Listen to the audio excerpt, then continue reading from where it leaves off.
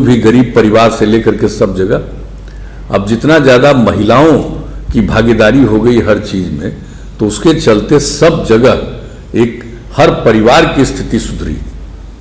तो ऐसी स्थिति हम लोगों ने शुरू से किया है और आगे भी हम लोग कितना कर रहे हैं, पढ़ाई लिखाई से लेकर के। और अब जो हम लोगों ने नया तय किया है, इंजीनियरिंग यूनिवर्सिटी, मेडिकल यूनिवर्सिटी और उसके बाद स्पोर्ट्स एकेडमी, स्पोर्ट्स यूनिवर्सिटी, तो ये सब के लिए जो हम लोगों ने तय किया है कि ये बनेगा।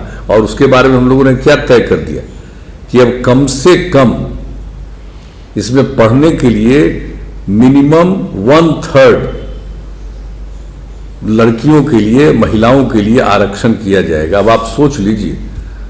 और पहले से ही हम लोगों ने लड़कियों के लिए जो कुछ भी किया, स्कूल से लेकर के आगे तक के लिए, और किस तरह से लड़कियां और आगे बढ़ें, सिर्फ मैट्रिक तक की पढ़ाई नहीं, इंटर तक की पढ़ाई नहीं, और आगे पढ़ाने के लिए किस तरह से और हम लोगों ने व्यवस्था कर दी कि महिलाएं आगे पढ़ेंगी तो उनको हम लोग कितना पैसा देंगे।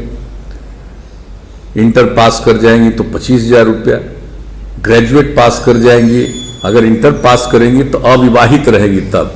हम लोग भी करते हैं कि एकदम कम उम्र में शादी नहीं होनी चाहिए, ये सारी बातें।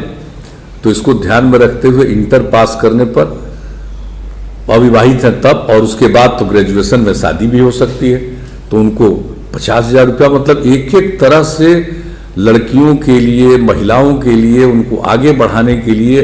अगर आप कल्पना करिए पहले क्या था, चाहे किसी को कितने बड़े बड़े पद पर पहुंच जाए, लेकिन सच पूछिए तो अपने राज्य में महिलाओं के लिए क्या ध्यान दिया गया था। और जब लोगों ने हम लोगों को मौका दिया है तो शुरू से ही इस तरह से हम लोगों ने महिलाओं को आगे बढ़ाया। और आज आप देख लीजिए, अब पुलिस में भी कितनी महिलाएं, हर तरह की नौकरी के लिए भी हम लोगों ने 35% आरक्षण कर दिया पुलिस में भी। अब कहीं भी घूमिए तो आपको दिखाई पड़ेगा कि पुलिस बल में अब कितनी महिलाएं, कहाँ इतनी कहीं महिलाएं दिखती थी। और हम लोगों ने यह भी तय कर दिया कि जितने तरह के हमारे सरकारी कार्यालय सब जगह हैं, सब जगह पोस्टेड सिर्फ पुरुष नहीं होंगे, उसमें महिलाएं भी होंगी।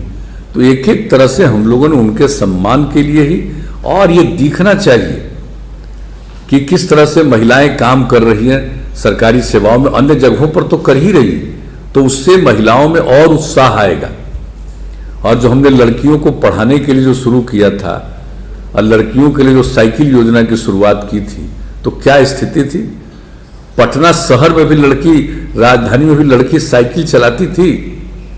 और जब लड़कियां साइकिल चलाने लगी तो कितना ज्यादा उनके मन में कॉन्फिडेंस आया, आत्मविश्वास आया, और दूसरे लोगों को भी कितना अच्छा लगने लगा। शुरुआती दौर में कुछ लोग क्या करते थे मजाक कि भाई लड़की को चला रहे साइकिल पर, इधर उधर कुछ होगा। तो हमने कहा किसी को कुछ नहीं होगा, और उसको और ज्यादा हम ट्रेन करेंगे, एक एक चीज के लिए उतनी सक्षम हो जाएगी कि कोई गड़बड़ करने की कोशिश करेगा तो लड़कियां भी उनको दुरुस्त कर देंगी। ये सब जो किया गया, और कहीं कोई घटना घटी आज तक, आप जरा सोच लीजिए। और जब लड़कियां साइकिल चलाने लगी तो 2 साल के अंदर हम जहां जाते थे वहां लड़के लोग भी कहने लगे कुछ हम लोगों पर भी ध्यान दीजिए। तो उसके बाद लड़कों के लिए भी हमने साइकिल योजना की शुरुआत करा दी 9वीं क्लास से। तो आप देखिए कि किस तरह से लड़कियों के लिए, महिलाओं के लिए हम लोग एक एक काम करते हैं। और जहां कहीं भी थोड़ा सा भी लगता है कि भाई इस काम में होना चाहिए, तो देखिए हम लोगों ने शुरू कर दिया कि बाकी समुदाय की जो महिलाएं हैं उसको भी किसी तरह से वंचित न हो। और दूसरी तरफ से जो हम लोगों ने इंजीनियरिंग कॉलेज, यूनिवर्सिटी में, मेडिकल यूनिवर्सिटी में, तो हर जगह के लिए जो हम लोगों ने ये करने की कोशिश कर दी है। और जो स्पोर्ट्स यूनिवर्सिटी है उसमें भी तो 1/3 महिलाओं के लिए भी, उसमें लड़कियों के लिए भी आरक्षण रहेगा। तो आप सोच लीजिए कि कितनी ज़्यादा आगे बढ़ेगी। और एक बात पक्का जान लीजिए कि जब आगे बढ़ेंगी तभी समाज सही मायने में आगे बढ़ेगा। और समाज में इसी के चलते बहुत अच्छा एक माहौल बनेगा। इससे प्रगति की ओर हम लोग आगे बढ़ेंगे। एक आपस में भाईचारे का भाव और ज़्यादा विकसित होगा। ये बहुत अच्छी बात है, सब साथ काम करेंगे। तो ये सब कब हो रहा, तो इसलिए बहुत हमें खुशी है कि इस दौर में भी, और ये कोरोना का जो दौर चला है पिछले वर्ष से ही चला है, तो सब इसके लिए जो प्रयास करना है प्रयास किया जा रहा है। हम लोगों को इस बात के लिए दुख होता है कि बहुत लोग की मृत्यु हो गई, लेकिन हर प्रकार से लोगों के बचाव के लिए सारा सब कुछ उपाय किया जा रहा है, और जितना एक एक काम किया जा रहा है, और उसके साथ ही यह भी सोचा गया कि इस काम को तो हम लोगों को करना ही है, लेकिन उसके साथ साथ विकास के लिए और लोगों को अवसर मिले काम करने का, आगे बढ़ने का, तो उसके लिए हम लोग काम करेंगे। तो मुझे खुशी है कि अभी अब नीचे जा रहा है बिल्कुल कोरोना का जो प्रभाव है, तो ऐसी स्थिति में इंडस्ट्री डिपार्टमेंट ने ये निर्णय लिया।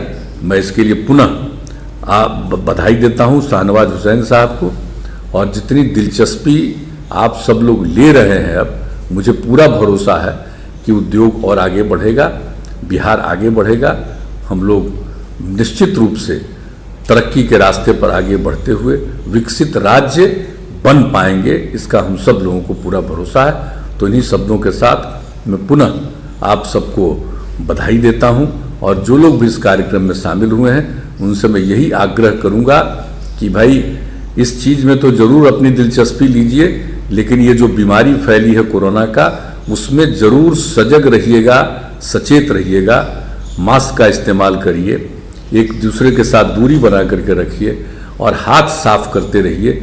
ये सब बात, इस पर आप ध्यान दीजिएगा। तो इन्हीं शब्दों के साथ पुनः मैं आप सबको धन्यवाद देता हूँ।